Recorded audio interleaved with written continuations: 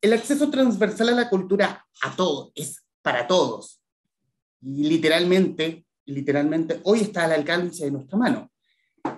Bueno, de eso y más hablaremos hoy sobre la plataforma Elige Cultura y de lo que hablaremos hoy con nuestra invitada en el Traficantes de Cultura, con Luz María Díaz de Valdés, jefa de la Unidad de Cultura Digital del Ministerio de las Culturas, las Artes y el Patrimonio. Luz María, bienvenida. Muchísimas gracias por aceptar conversar acerca de lo que es Elige Cultura y de cultura en general. Gracias a ti, Humberto, por esta invitación, por este espacio y también aquí saludar a auditoras y auditores de Traficantes de Cultura. Y quiero irme de lleno a la idea misma y comenzar. ¿Qué es Elige Cultura? ¿Cómo podemos definir Elige Cultura? Mira, nosotros la definimos como una plataforma colaborativa, después expliquemos por qué colaborativa, de contenidos y programación cultural, artística y patrimonial. Ahí usamos el nombre del ministerio, que es las culturas, las artes y el patrimonio. Entendiendo que la cultura, igual, el término cultural ya podría como abarcar todo eso, pero para que quede muy claro todos los ámbitos que ahí se contienen en Elige Cultura. Y en el fondo aquí se puede ver desde artes escénicas, música, cine, libros, museos, otros temas relacionados con patrimonio como patrimonio inmaterial. O sea, es tener una variedad lo más amplia del abanico de disciplinas y ámbitos que están relacionados a la cultura. ¿Y cuándo nace? Haciendo obviamente el trabajo mínimo que es Google y metiéndonos en la web. La plataforma nace en el 2019. Bajo esa misma premisa, como de alguna forma democratizar la cultura para que quede al alcance de la mano. Exactamente, sí, esa es la premisa central, el objetivo. Es democratizar la cultura, generar mayor acceso, entendiendo que los dispositivos móviles están, o sea, uno ve ahí los índices, los estudios, la verdad que ya casi toda la población tiene un dispositivo móvil. Hay un tema, claro, está la conectividad, internet, pero también eso ha ido creciendo considerablemente en el último tiempo. Distintos grupos etarios, zonas geográficas, hay cada vez mayor acceso a internet y la cultura ahí tiene que entrar en el fondo a competir con una serie de otros contenidos que uno se encuentra en internet. Por lo tanto, hay que hacer un trabajo como disponibilizar información, contenidos culturales, pero también hacerlo simple, hacerlo atractivo, hacerlo expedito, cosa que ya sea tiempos libres o tiempos dedicados a ver programación cultural, ese acceso efectivamente sea como queremos, que acceda mayor personas a la cultura. Y llevándolo más en este año, casi año y medio que ha sido de la pandemia del COVID, ¿cómo ha sido el trabajo? ¿Se ha acrecentado la gama de oferta cultural o al menos el trabajo por parte del mismo ministerio para poder enriquecer la plataforma? Sí, totalmente. Mira, el año 2019, si uno miraba de los contenidos, la gran mayoría eran contenidos, programación presencial, ¿ya? Que se realizaba en distintas regiones y zonas del país. Eso con la pandemia, obviamente, no habían actividades presenciales, por lo tanto, todo se volcó a actividades que se empezaron a realizar por distintas plataformas y canales digitales. O, por ejemplo, registros que ya tenían distintas organizaciones de actividades previas, ¿ya? O empezaron a haber muchos más podcasts, por ejemplo, o actividades, Instagram Live, Facebook Live, eso creció exponencialmente. Por lo tanto, Elige Cultura ahí lo que hicimos fue tratar de cubrir una amplia gama de actividades que se estaban realizando y también nosotros ir pesquisando los podcasts, los recorridos virtuales, como contenidos que podríamos calificarlos como permanentes. Por lo tanto, un recorrido virtual que saca algún museo está ahí en su página web y está de forma permanente, no tiene como esto de una cartelera que es con un día y una hora precisa. Y lo otro que trabajamos, que es que tú lo estás mostrando mientras recorres la página, es ir agrupando contenidos. Entonces, por ejemplo, ahora en octubre y el lunes 4 de octubre, es el Día de la Música y los músicos chilenos. Entonces, en Elige Cultura tratamos de darle mayor visibilidad, mostrar las distintas actividades que se realizan en torno a música, conversatorios también. Entonces vamos ahí armando como un calendario cultural, como vamos llamando. Después si pasamos, por ejemplo, después viene el Día del Cine, entonces redirigimos el foco para cubrir actividades relacionadas con cine, para mostrar ciertas cosas que ya están guardadas de archivo. También pueden ser libros que están relacionados a esa disciplina. Entonces hacemos ahí un trabajo que es como una curaduría propia del equipo de Elige Cultura para ir mostrando como relacionado con esas temáticas. Y eso es lo que estamos mostrando ahora, que es como la cartelera propiamente tal. Y ahí está dividido categorizado por disciplina, por la región donde se realiza, si es presencial también o virtual, y con su fecha, hora precisa, y después ya la información como más detallada, ahí ya se van al sitio web donde mismo se realiza esa actividad. Eso así como resumiendo a grandes rasgos los contenidos. Y en la curatoría misma, viéndolo con la cantidad de organizaciones que comprenden o que contienen el Eje Cultura. Aquí hubo no, cacería suena muy feo, como captación de organizaciones, de cabezas de buenas ideas para que juntemos todo en este punto y si llegan acá, que vayan al lugar en específico. Por ejemplo, ir al GAM. Como que ustedes como ministerio se acercaron al GAM para que pudieran tener la plataforma que ellos tienen, tenerla en Elige Cultura y que de Elige Cultura se vayan directo al sitio del GAM. Mira, hemos hecho un trabajo con instituciones grandes, como el GAM, que nosotros nos acercamos, le presentamos la plataforma, pero también permanentemente estamos haciendo capacitaciones y talleres que ahí lo organizamos con las seremías, con las secretarías regionales del ministerio, que convoquen a grupos de agentes culturales, de organizaciones culturales, incluso universidades, y que nosotros les mostramos la plataforma y les también enseñamos en el fondo cómo se registran, cómo cargan sus actividades. Por eso, cuando hablamos al principio cómo se define el Elige Cultura, esto colaborativo, no solamente que hay el equipo de Elige Cultura como un nivel central que sale a buscar los contenidos, sino que la invitación es que distintos agentes culturales carguen en Elige Cultura su programación y puedan visibilizar ahí y ampliar la visibilidad de su propio trabajo. De hecho, revisando, como mencionas, para quienes nos están viendo a través de radiotouchtv.cl y quienes nos van a escuchar a través de nuestro canal en Spotify, también está por lo que veo, está georreferenciado. Por ejemplo, ir a una de las actividades que, por ejemplo, que tenga San Antonio, y con las últimas composiciones de Violeta Parra del Festival Cultura por Fibra. Es un trabajo arduo de poner cada una de las actividades, porque no es solamente cuando dicen Santiago no es Chile, y que es verdad, y que en el fondo, por decirlo de alguna forma, la pandemia ayudó a abrir un poco el abanico, a que todas las grandes actividades no estén concentradas solamente en Santiago, y que haya algo interesante sobre Violeta Parra en San Antonio, como puede haber algo en Concepción, por nombrar lugares, me refiero. Uh-huh. Sí, eso ha sido un trabajo que bueno, de hecho como que nos propusimos desde un primer momento, porque obviamente que se ve que hay una concentración en la región metropolitana, pero también en las regiones, en los sectores, en las capitales regionales. Entonces, eso no significa que no hay programación en otros lugares.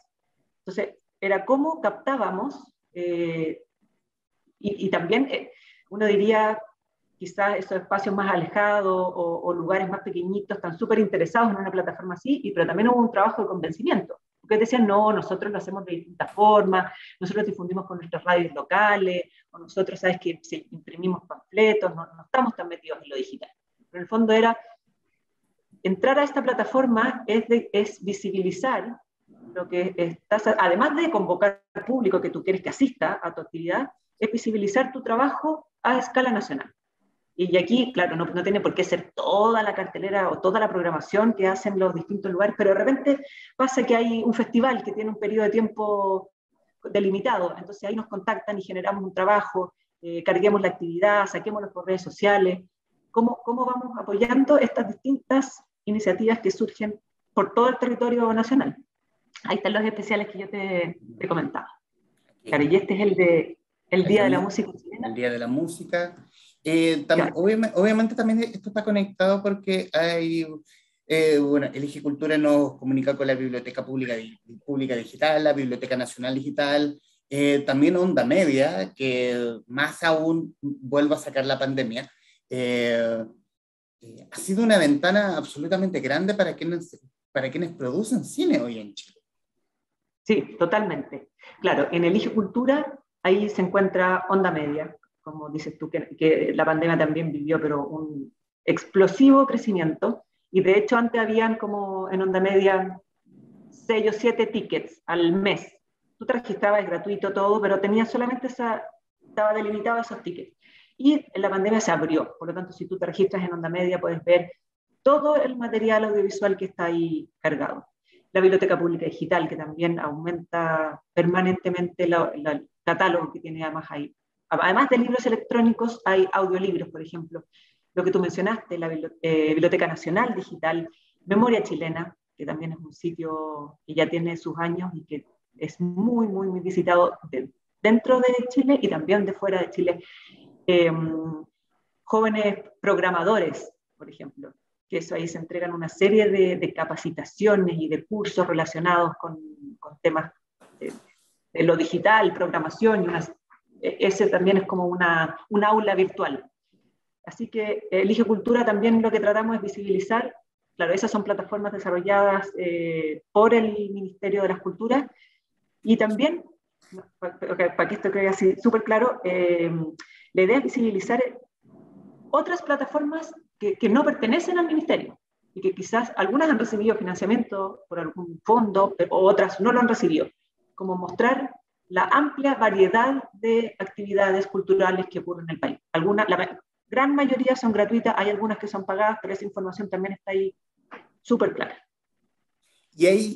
Imagino como plataforma deben llevar alguna estadística respecto de la cantidad de gente que ha visitado la página. Y sobre todo, ¿qué es lo que más consume el chileno o la chilena? Sí, mira, eso también, claro, en pandemia fue así, pero creció, se multiplicó por 5. El año 2020 tuvimos 800.000 visitas a la web, que eso es bastante.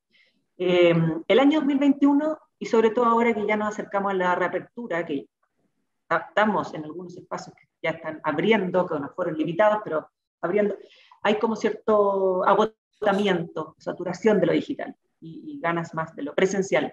Por eso en el Eje Cultura también nos volcamos como a tener esas actividades presenciales.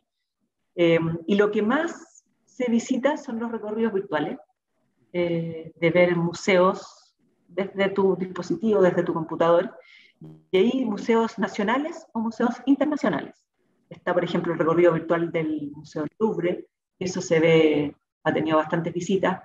Por ejemplo, está de la Cineteca Nacional, también es bastante visitado. Otro archivo que tiene la Universidad de Chile, audiovisual, muy visitado también.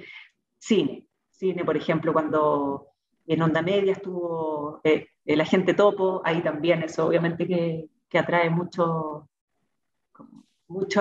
audiencia. Recién premiado con un premio Ariel. Claro. Y en este punto también ocurre que, bueno, hay obviamente una conversación respecto de el ministerio con la institución, bueno, con la nacional. ¿Y eso incluye también las internacionales respecto de si yo quisiera mirar en este momento el espacio, espacio Miró? El espacio Miró, claro. Nosotros ahí estamos atentos, esa sí que es curatoría propia, como de los recorridos virtuales que han salido. Nosotros ahí, uno apretando acceder al contenido virtual, sales de la Eje Cultura y ya te vas al contenido mismo. Lo que hemos hecho, hemos armado 2 puentes culturales, que así lo llamamos, con la ciudad de Buenos Aires. Mira, vamos a tener que actualizar eso, ¿viste? Claro, es que no me he hecho el usuario. Esa era otra pregunta. Ya, Pero de los puentes culturales que hicimos con la Ciudad de Buenos Aires y con Perú. Y ahí compartimos distintos contenidos y dentro de eso estaban recorridos virtuales en el caso de Perú por sus distintos museos, en el caso con Buenos Aires tuvimos, por ejemplo, una pieza de tango, y que fue por un periodo, la verdad que funcionó súper bien, y nosotros también mostrábamos ciertos contenidos nacionales a público de Buenos Aires y en Perú además tenían trabajaban muy de la mano con televisión, o sea, un canal de televisión, entonces se difundió en la plataforma y también se mostraba en su canal de televisión pública. Están recién estrenando una app. De hecho, ya está disponible para la descarga en Android y iOS. Así es, se lanzó hace 2 meses, claro, la app de Elige Cultura, que la verdad tiene todos los contenidos que están en la web, aparecen en la app. La app es más simple, porque no están estas categorizaciones ni especiales, sino que ahí te encuentras como las distintas actividades y están, por ejemplo, este recorrido virtual en el que estamos mirando ahora de Miró, este también está en la app. La app lo que tiene es que tu experiencia es muchísimo más personalizada. Por lo tanto, tú al registrarte, que es un registro bastante simple, puedes marcar tus preferencias. Por ejemplo, en tu caso, Humberto, tú me comentabas que te gustaban los libros, tú puedes decir, entonces ya me interesa literatura, me interesa esto, estoy en tal región. Si tú te mueves a otra región, también la app te va a ir recomendando, o sea, te va a ir mostrando lo que estaría en tu región. Así que, bueno, la app, la invitación es que ahí la descarguen. Y también lo interesante, ya que hablábamos que Elige Cultura como plataforma colaborativa, para los agentes culturales que cargan su formación en Elige Cultura, se ve en el sitio web y automáticamente en la app. O sea, pero está disponible para abrirse a más actividades. Si es que no, algo que obviamente se le puede escapar a cultura para un país de casi 17 millones, larga y angosta faja de tierra, uno puede poner, yo tengo una actividad, aquí la tienen, para que pueda ser difundida. Claro, sí. Ahí el registro es, en el fondo, claro, tú te registras, es bastante simple. Nosotros, el equipo interno, aprueba un paso que lo pusimos porque era como para, no sé, comprobar que si tú pertenecías, por ejemplo, a otra agente de cultura, quiere subir un podcast, entonces después tú cargas tus actividades, pasan por un paso que es redundante. Tenemos un paso que es, nosotros recibimos esa actividad, la revisamos, de repente hay campos que no están completos, el horario o cierta información, nosotros lo completamos, de repente viene todo súper completo y se aprueba y ahí ya es visible. O sea, eso es una información importante, no es que automático tú cargas y ya visibilizas. Que muchas veces ha pasado que dicen, oye, pero yo no estoy viendo mi actividad. No, hay una etapa previa que nosotros lo tenemos que aprobar. Pero no porque tiene una selección ni nada, sino que no falte ninguna información para que el usuario cuando entra pueda ver todo lo que es necesario sobre lo que está revisando. Y a tu juicio, Luz María, y viendo más con el tema de, obviamente, la pandemia, que aún vamos a seguir en modo pandemia, pero ya con la posibilidad de que los espectáculos grandes se puedan abrir a público, los museos también, para que puedan tener gente con aforos limitados. ¿Cómo crees tú que ha sido la cultura como herramienta en este año y medio con la presión de una pandemia tan brutal como ha sido el COVID? Uh-huh. Totalmente, brutal. Bueno, la cultura, de hecho hay un estudio de la Organización Mundial de Salud que demostró, en el fondo, que la cultura mantenía, o al menos aliviaba la salud mental. Esta era una compañía para los que se quedaron solo, poder ver, oír, leer contenidos culturales. Y también como, de alguna forma, además de acompañar, es cierta conexión con otros, ¿ya? Y lo otro que salía en ese estudio también era como que mantenía la moral en alto. Entonces, la verdad que obviamente que aquí metiéndonos en el ámbito de lo digital, poder contar con este tipo de plataformas, con este tipo de contenidos, con la programación que uno podía recurrir en Internet, fue clave. Que con todo, o sea, fue a nivel mundial que coincidiéramos por ciertos periodos de tiempo en que los espacios culturales estaban cerrados, en que gran parte de la población estaba confinada en su residencia.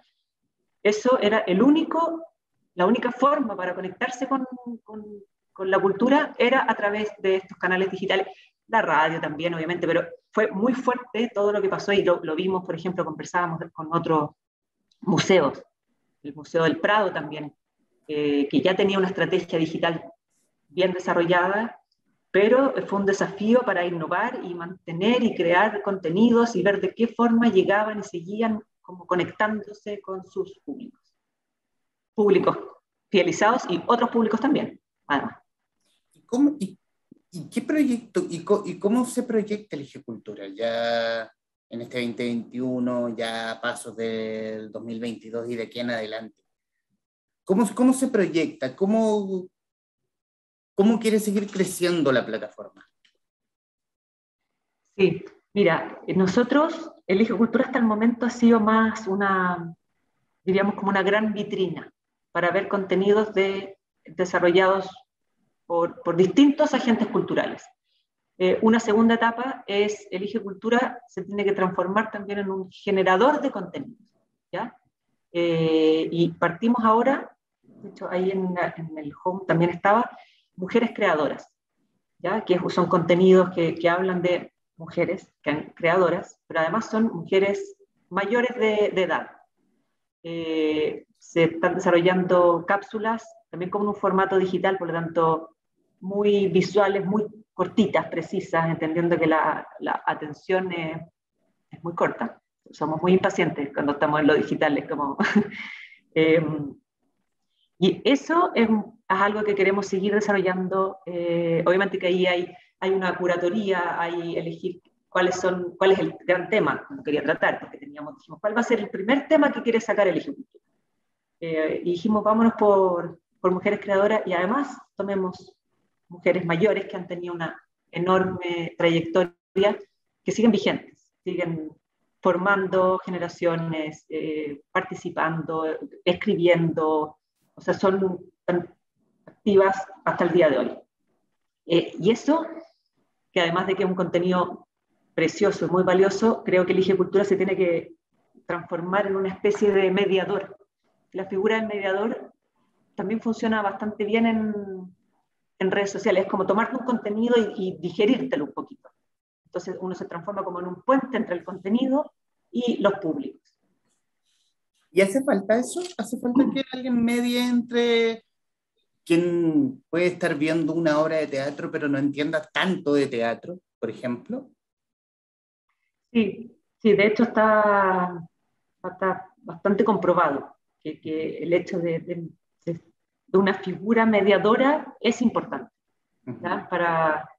Por lo que dices tú, en términos de comprensión, de contextualizarte más de lo que uno va a ver, de facilitarte, ¿ya?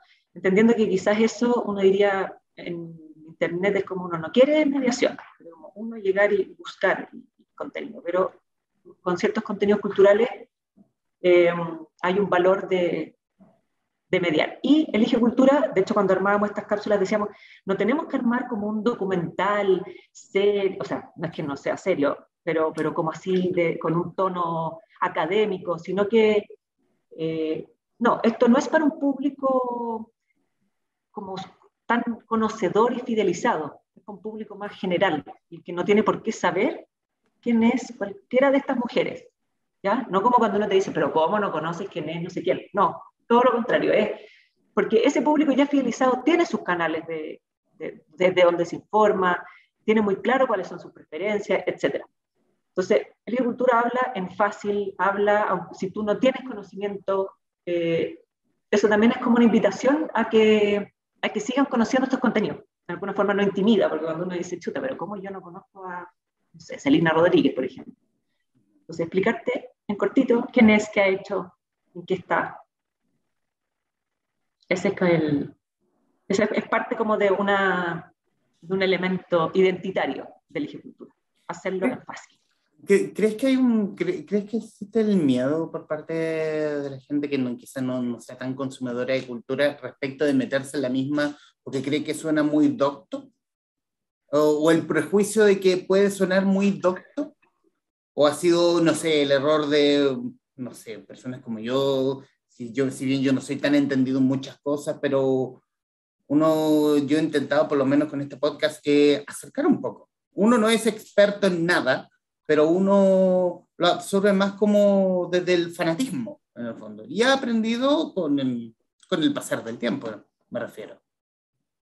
Sí, sí, hay ese temor, hay ese temor. Nosotros en Elige Cultura, quizás más al comienzo, pero muy rápido, bueno, ahí hay ciertos elementos, yo claro, no soy experta en diseño, pero desde el mismo diseño, trabajamos, por ejemplo, para la app, cómo tenía que dividirse, cuáles eran las categorías, por qué de repente, no sé, pues nadie habla de artes escénicas. Porque, ¿cuáles son las artes escénicas? Entonces, ya, teatro, danza, no, fácil, como cuáles son los conceptos comunes que usa el público general, no complicarlo, por ejemplo, artes de la visualidad, no, facilito, como que todo sea así, y eso la verdad que derriba ciertas barreras para que efectivamente uno diga, esto también es para mí, yo lo voy a entender, lo puedo navegar. Hay, por ejemplo, eso de Chinchorro, ¿por qué? ¿Qué este patrimonio de la humanidad? Entonces, tratamos de cuando fue declarado y se incluyó en la lista de patrimonio mundial, los asentamientos de la cultura Chinchorro, explicar fácil dónde están ubicados, qué contenidos puedo ir a visitar para conocer un poquito más, qué significa esto de pertenecer a una lista de patrimonio mundial, cosas que no damos nada por sentado. Aquí no hay que, puede uno no saber, ¿ya? Y ese es una de como de las grandes gracias que tiene Elige Cultura. Porque hay otros medios que son más, como para público más especializado, que de esos hay. ¿Dónde podemos encontrar, reiterar la información? ¿Cómo accedemos a Elige Cultura? Mira, Elige Cultura está su sitio web, que es eligecultura.cl, está la aplicación móvil, que es lo que tenemos acá en la pantalla, está para sistemas Android y iOS, y también están las redes sociales de Elige Cultura en Facebook, Twitter e Instagram. Esos son todos nuestros canales y plataformas. Excelente. Excelente. Y una cosa para finalizar. ¿Hay alguna preferencia por parte de la jefa de la Unidad de Cultura Digital en Elige Cultura? Algo que no sé, no que desprecie, sino que sea más fanática una cosa de eso por sobre otra. Algo que nos pudiera recomendar, me refiero. Voy a ser quizás repetitiva, pero Mujeres Creadoras está precioso. Ese inspirador, es bonito, es como... No, a mí me ha encantado. Y los recorridos virtuales también. Tienen su valor, su gracia. Obviamente que es distinto que estar ahí presencial, pero poder desde tu celular o desde donde estés visitar distintos museos. Yo, por ejemplo, de museos del país también de repente que no los conocía y me he metido, he navegado. Conocer eso también esos son mis favoritos, pero todo el resto de los contenidos también los destaco mucho. Excelente, excelente. Bueno, obviamente como traficante de cultura, como Delivery Show también en Instagram, Radio Touch también vamos a estar atentos a lo que suceda, porque en cultura están pasando cosas y en Elige Cultura están pasando las cosas. Y ya en los minutos finales agradecerle esta conversación a Luz María Díaz de Valdés, jefa de la Unidad de Cultura Digital del Ministerio de las Culturas, las Artes y el Patrimonio, que obviamente accedió a conversar con esta casa digital. Luz María, muchísimas gracias. Gracias a ti, Humberto, por el espacio y cuando quieras, seguimos hablando de cultura. Museos, teatros, cines y centros culturales se están volviendo de a poco a la actividad presencial tras 1 año y medio de pandemia. ¿Cómo reconquistar e involucrar a los públicos en este proceso? ¿Cómo adaptarse a las nuevas prácticas y hábitos culturales? ¿Cómo ser relevantes en tiempos de cambio? Estas preguntas y desafíos impulsan la Escuela de Desarrollo de Públicos primera iniciativa de su tipo en Chile, y de lo que hablaremos hoy en el Traficantes de Cultura junto a Javier Ibacache, jefe de la Unidad de Programación y Públicos del Ministerio de las Culturas, las Artes y el Patrimonio. Javier, bienvenido. Muchísimas gracias por aceptar conversar de este... Tengo mucha curiosidad de esta Escuela de Desarrollo de Públicos. Bienvenido. Muchas gracias por la invitación, muchas gracias por este espacio de conversación. Y bueno, irnos directo a lo medular. ¿Qué es la Escuela de Desarrollo de Públicos? Mira, la Escuela de Desarrollo de Públicos es una serie de capacitaciones que vamos a realizar durante el mes de octubre y noviembre, y que tiene distintos alcances, distintos contenidos y distintos recursos que van a estar poniéndose a disposición de quienes se inscriban. En la práctica es la primera vez que se hace una escuela, en el sentido que es primera vez que se sistematiza, más allá de un taller, más allá de un seminario, una conversación que viene dándose en torno a los públicos desde incluso antes de la pandemia. O sea, desde antes de la pandemia ya sabíamos que los hábitos culturales, las prácticas culturales de las personas están cambiando, especialmente a raíz de la masificación de las plataformas digitales, el acceso a una diversidad de pantallas que han ido incidiendo en cómo las personas se relacionan con los contenidos y también en cómo las personas se relacionan con las actividades culturales, con la oferta artística, con la oferta cultural. Por lo tanto, había una preocupación antes de la pandemia sobre cómo trabajar con los públicos, cómo incidir en su mayor compromiso. Y durante la pandemia esto se ha acentuado más todavía, porque como bien sabemos hubo una suspensión de actividades presenciales, los públicos estaban ausentes de los espacios estaban cerrados. Entonces existe esta gran pregunta, ¿cómo será este futuro, esta reapertura? ¿Qué huellas habrá dejado la pandemia, el exceso de exposición a las pantallas en las personas? Entonces esta escuela lo que viene es, por una parte, a reflexionar en torno a esta temática, y también a entregar orientaciones, estrategias, planes, elaboración de planes para justamente articular esa relación con los públicos. Y esta relación con los públicos durante la pandemia de alguna forma se perdió. Obviamente no es lo mismo el encanto de, no sé, por ejemplo, una obra de teatro, por ejemplo, en la sala Antonio Varas, con un público a rabiar. Antes de la pandemia, donde podían tener un aforo máximo, ya durante la pandemia hacerlo más bien de manera digital, donde el público estaba como perdido en el aire de alguna forma, donde no tenían, donde por lo menos los primeros días de la pandemia no tenían acceso a estas mismas plataformas, y donde obviamente la cultura se tuvo que zambullir de alguna forma bajo esta emergencia sanitaria que estaba ocurriendo en el mundo. Exactamente. Sí, mira, lo que hemos ido entendiendo en estos 2 años ya de reflexión, porque ha habido mucha reflexión, muchas ideas que se han planteado y mucha también análisis de la emergencia que la pandemia generó, pero también la crisis en el sector cultural, ha llevado a preguntarse por cómo en la práctica se modifica la experiencia de las personas, ¿no? Es indudable que es distinta la vinculación que podemos tener con los públicos en lo presencial, o sea, y es indudable que la experiencia de los públicos presenciales tiene particularidades, tiene atributos, tiene dimensiones que la exposición a una pantalla no es comparable. Y sobre todo esto se resume en la relación que uno logra establecer en lo presencial, la experiencia con los distintos sentidos. Uno no solamente ve, sino que experimenta sensaciones, y el hecho de que antes de la pandemia, como tú bien describías, la posibilidad de estar junto a otros participando de una experiencia colectiva.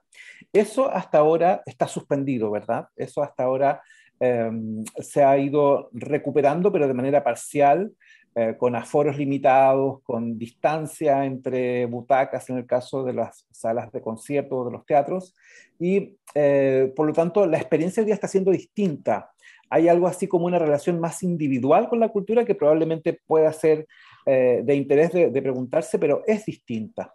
Si somos optimistas, podríamos pensar que como en otros países se podría recuperar conforme pase el tiempo, mayor ocupación de aforos en los próximos meses. Pero de momento hay una instancia, una etapa de reapertura en que es clave poder tener, diríamos, algún tipo de estrategia. Porque tenemos tres escenarios de públicos posibles. Uno, y así lo sugieren los estudios, por cierto, los estudios hechos durante la pandemia, uno son los públicos más fieles, ¿no? Esos públicos que asisten, que están fidelizados por la cultura y que van a seguir asistiendo. Y esos son públicos que van a volver, y son los primeros que han vuelto, de hecho, ¿no? Son los que están yendo porque estaban un poco a la expectativa de reeditar esas experiencias. Hay un segundo tipo de públicos que son los que llamaríamos nuevos públicos, que las organizaciones culturales, los espacios culturales descubrieron durante la pandemia. Son los públicos que llegaron a través de lo digital y que están, ahora que se reabren los espacios, yendo a conocer muchos teatros, ¿no? Hay un caso bien concreto, el Teatro Municipal de Santiago, por ejemplo, en este primer ciclo de temporada de ballet que ha hecho. Una de las observaciones que han hecho sus equipos es que ha llegado un nuevo público, un público que no iba antes y que aparentemente los han descubierto durante la pandemia. Y hay también un tercer público que diríamos que es el mayoritario, que es un público más volátil, un público que no asiste con tanta frecuencia, un público que es más infiel, y ese es el público para el cual también se necesita una estrategia, porque es un público que reacciona más fácilmente si escucha que hay una alerta sanitaria, o sea, es un público que todos los estudios indican que va a tardar alrededor de 6 meses en recuperar sus hábitos o sus prácticas culturales. Entonces creo que estamos en un escenario cambiante, donde tenemos que tener esos tres focos, y por eso para las organizaciones es muy importante preguntarse qué tipo de experiencia voy a construir para los públicos, cómo voy a fortalecer la vinculación con ellos, cómo conozco a los públicos, cómo mantengo una relación en el tiempo con ellos. Y por parte de la unidad en la cual trabajas en cultura, respecto de un estudio de cómo han los públicos recepcionado los que antes asistían, por ejemplo, el Teatro Municipal, por poner una institución en especial. Cómo han recepcionado el espectáculo en vivo versus lo que entrega on demand el municipal, como por ejemplo el producto que tiene, que es Municipal Delivery. Lo que nosotros hemos hecho, lo que hicimos más bien en concreto, fue una consulta que se llamó una consulta de públicos y COVID, que la hicimos desde la Unidad de Programación y Públicos, una consulta que se hizo el año pasado. Lo que queríamos buscar justamente era la percepción, valoración que estaban teniendo los públicos de la cultura en relación a estas nuevas experiencias digitales, ¿no? Y si bien lo que descubrimos fue muy en línea con lo que estaba ocurriendo fuera de Chile, por ejemplo, que los públicos estaban yendo efectivamente a recorrer, visitar nuevas plataformas, que estaban interesados en profundizar en los contenidos, también se constataba que hay una predisposición a continuar siendo públicos de estas propuestas online más allá de la pandemia, que es un hábito que se va a quedar en la mayoría de las personas que ya son públicos de la cultura. Pero hay un dato importante que arrojó esta consulta sobre las motivaciones por las cuales las personas estaban de alguna manera en pandemia buscando contenidos culturales en lo digital. Y es el factor del bienestar mental, ¿no? Podríamos reafirmar con esta consulta que se hizo que las personas durante la pandemia valoraron de otra manera o de una manera más explícita la cultura, en tanto tiene una incidencia en el bienestar mental. Entonces creo que ahí hay un punto fundamental. Y lo segundo tiene que ver con que muchas personas, o un número significativo de más del 25%, dice que esperará a que haya un mayor control de la pandemia para volver de manera presencial a los espacios culturales. Entonces creo que ahí hay tendencias que hay que tener a la vista. Fuera de Chile, estos estudios también se han venido haciendo. De hecho, en Estados Unidos, en Gran Bretaña, se ha hecho un seguimiento de cómo va cambiando la actitud de las personas. Y una de las conclusiones que se sacan de esos estudios que se han hecho fuera de Chile es que las personas están reaccionando de una manera muy inmediata a las noticias del COVID, que parece ser una cuestión de sentido común, pero con esto a lo que voy es que la agenda de programación artística, la agenda de actividades culturales, está siendo hoy día muy definida por la contingencia del COVID, por los rebrotes, noticias de rebrotes, por ejemplo.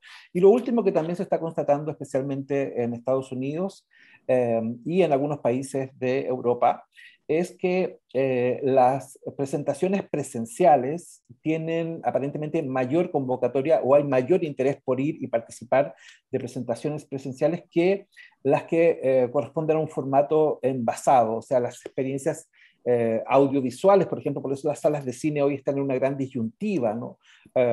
Dado que pareciera que el público tiene más ganas hoy de vivir experiencias como con sus pares dentro de lo que serían actividades performáticas, el ballet, la danza, la ópera, los conciertos de música popular, el teatro, en fin, eso parece ser lo que va a congregar en un primer momento más a las personas. Pero hoy, ya que estamos en un periodo más de apertura, sobre todo para los espacios de teatro, y aquí obviamente voy a abrir a lo que son los productores, a los grandes productores de conciertos, o los grandes y los pequeños en todo caso, que de alguna forma están o haciendo o están tanteando el terreno de cómo poder pisar en el fondo, porque obviamente el aforo va a ser un problema más por un tema económico, por un tema de la experiencia misma para el, con el público.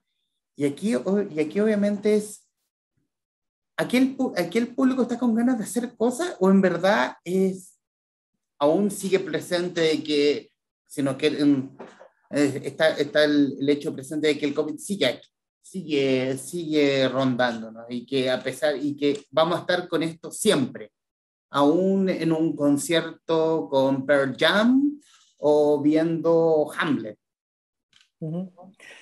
Si nos guiamos por los estudios hechos de los públicos durante la pandemia, digamos que un 20%, alrededor de un 20 a un 22% del público está disponible para volver en lo inmediato, volver en el corto plazo. Pero hay un grupo importante que luego está más bien a la expectativa, ¿no? Hoy probablemente estas diferencias se hacen más relativas porque los aforos están reducidos, ¿no? Y hay que tener presente que antes de la pandemia, lo que observábamos por la encuesta nacional de participación cultural hecha en el año 2017, es que estábamos en un momento en que había una baja en, por ejemplo, el público del teatro, en que la alza estaba en los públicos del cine, pero del cine podríamos decir más estándar, más comercial quizá, no así el cine chileno en salas por lo menos, y había también un alto porcentaje o una alta asistencia de públicos a los conciertos de música popular, ¿no? Esos eran los focos de la participación cultural.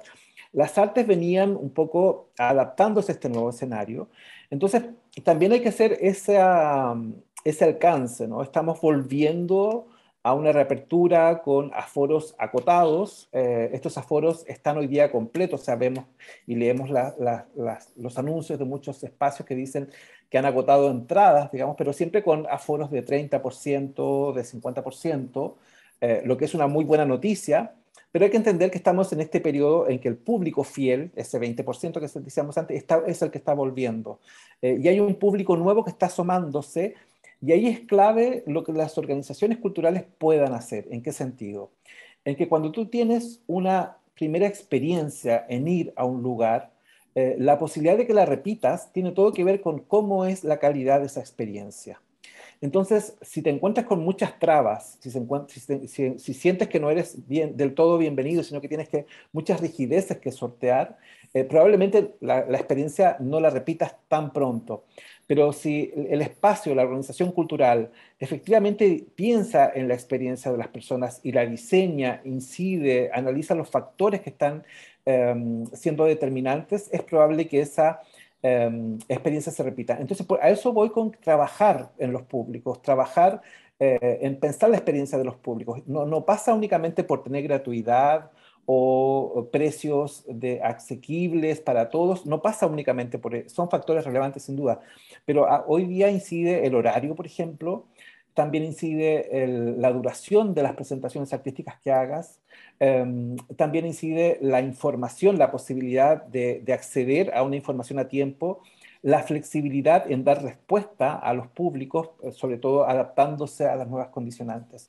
Entonces, es un escenario un poco desafiante, pero donde se hace muy necesario preguntarse cuánto sé de los públicos, qué sé de mis públicos, quiénes vienen, quiénes no vienen, quiénes repiten la asistencia y cómo logro persuadirlos y seducirlos para que sigan siendo públicos y constituyan una comunidad, por ejemplo, en torno a un espacio cultural. ¿Hubo un cambio de hábito en ese sentido respecto, por ejemplo, siempre se habla de quienes solo poner el ejemplo en temas de bares? Creo que en una entrevista alguna vez dio Marcelo Chicali, de que se pueden hacer estas mismas actividades cerrando más temprano, versus antes de la pandemia, donde estaban hasta las 3 o 4 de la mañana.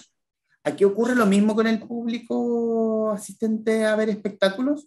Respecto de que se vio un espectáculo, por ejemplo, a las 9 de la noche, ya el público no va a ir a las 9 de la noche, pero a lo mejor si lo movemos a las 7 de la tarde, el público va a estar dispuesto a ir.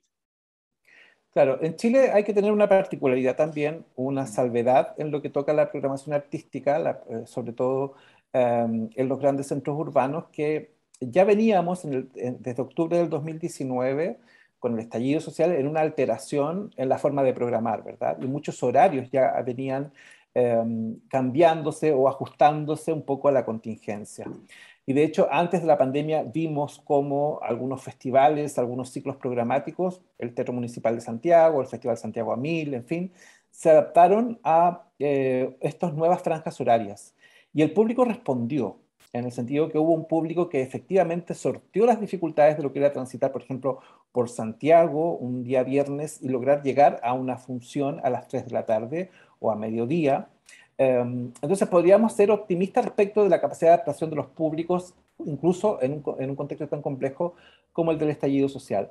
Lo que hemos visto en este último periodo de reapertura es que también hay una predisposición de las personas a responder si los horarios son distintos, si, por ejemplo, las funciones que de hecho se están programando hoy, si uno compara los horarios que eran antes de octubre del 2019, la mayoría se han programado más temprano, la mayoría está partiendo a las 19 horas, funciones que antes partían a las 21 horas, en el caso de los conciertos, en el caso del teatro, en el caso de la danza. Entonces creo que ahí hay una señal, por ejemplo, cómo los teatros o los centros culturales están aprovechando la tarde del sábado, que normalmente era para programación familiar, y ahora también se está programando contenidos para un público adulto. Entonces creo que también hay un cambio que están recogiendo los espacios culturales sobre la predisposición de las personas y que venía siendo condicionada por hasta dónde podía circular cuando estábamos con toque de queda. Entonces creo que ahí también hay una transformación que se está dando. Completamente es muy probable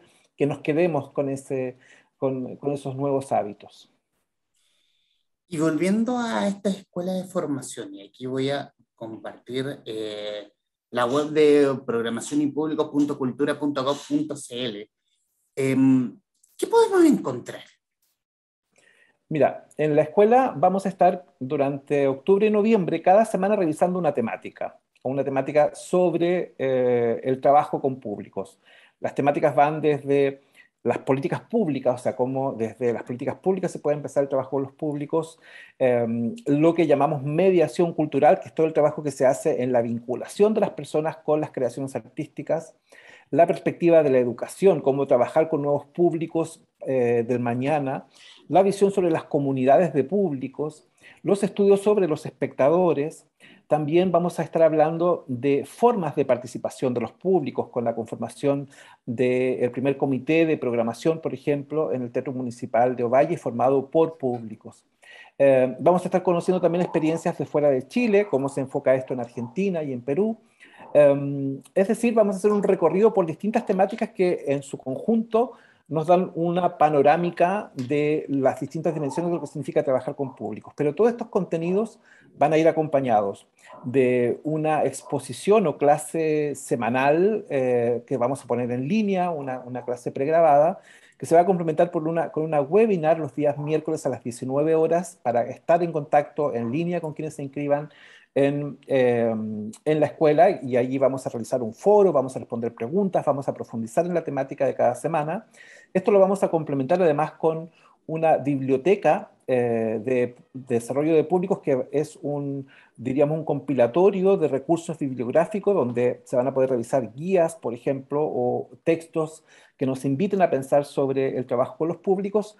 Y por último, quienes pertenezcan a organizaciones culturales, a centros culturales, a espacios culturales y quieran articular o elaborar en este periodo un plan de públicos, van a poder tener la posibilidad de agendar sesiones de mentoría personalizadas. O sea, vamos a trabajar con grupos que quieran ya no solamente estudiar, profundizar, conocer perspectivas, sino que también desarrollar o elaborar un plan. Entonces vamos a estar en estos 2 meses con distintas puertas de entrada, diríamos, para la temática del desarrollo de públicos.